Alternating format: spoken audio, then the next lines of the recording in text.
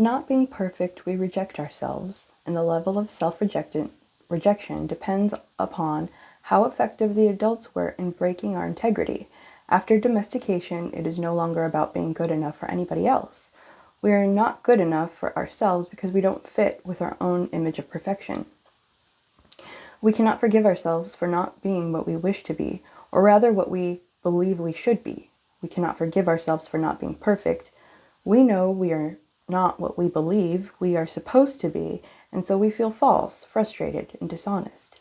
We try to hide ourselves, and we pretend to be what we are not. The result is that we feel unauthentic and wear social masks to keep others from noticing this. We're so afraid that somebody else will notice that we are not what we pretend to be. We judge others according to our image of perfection as well, and naturally they fall short of our expectations. We dishonor ourselves just to please other people.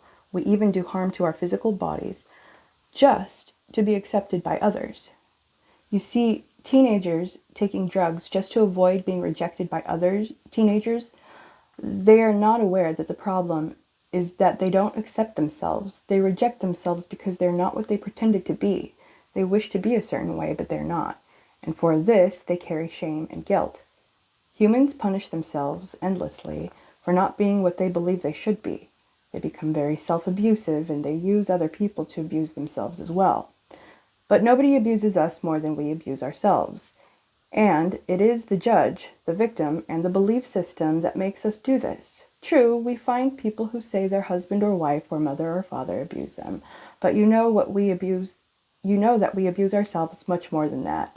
The way we judge ourselves is the worst judge that ever existed.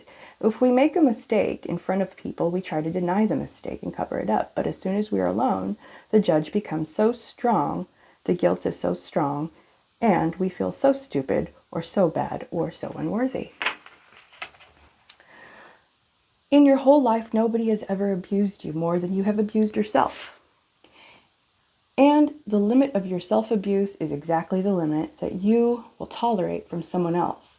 If someone abuses you a little more than you abuse yourself, you will probably walk away from that person. But if someone abuses you a little less than you abuse yourself, you will probably stay in the relationship and tolerate it endlessly. If you abuse yourself very badly, you can even tolerate someone who beats you up, who humiliates you and treats you like dirt. Why? Because in your belief system you say, I deserve it. This person is doing me a favor by being with me.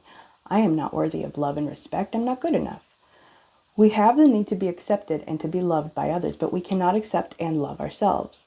The more self-love we have, the less we will experience self-abuse. Self-abuse comes from self-rejection, and self-rejection comes from having an image of what it means to be perfect and never measuring up to that ideal. Our image of perfection is the reason we reject ourselves. It is why we don't accept ourselves the way we are, and why we don't accept others the way they are. There are thousands of agreements you've made with yourself, with other people, with your dream of life, with God, with society, with your parents, with your spouse, with your children. But the most important agreements are the ones you made with yourself. In these agreements, you tell yourself who you are, what you feel, what you believe, and how to behave. The result is what you call your personality. In these agreements, you say, this is what I am. This is what I believe. I can do certain things, and some things I cannot do. This is reality. This is fantasy. This is possible. That is impossible. One single agreement is not such a problem, but we have many agreements that make us suffer, that make us fail in life. If you want to live a life of joy and fulfillment, you have to find the courage to break those agreements that are fear-based and claim your personal power. The agreements that come from fear require us to expand a lot of energy, but the agreements that come from love help us to conserve energy and even gain extra energy. Each of us is born with a certain amount of personal power that we rebuild every day after we rest. Unfortunately, we spend all our personal power first to create all these agreements and then to keep those agreements. Our personal power is dissipated by all the agreements we have created, and the result is that we feel powerless. We have just enough power to survive each day because most of it is used to keep the agreements that trap us in the dream of the planet. How can we change the entire dream of our life when we have no power to change even the smallest agreement?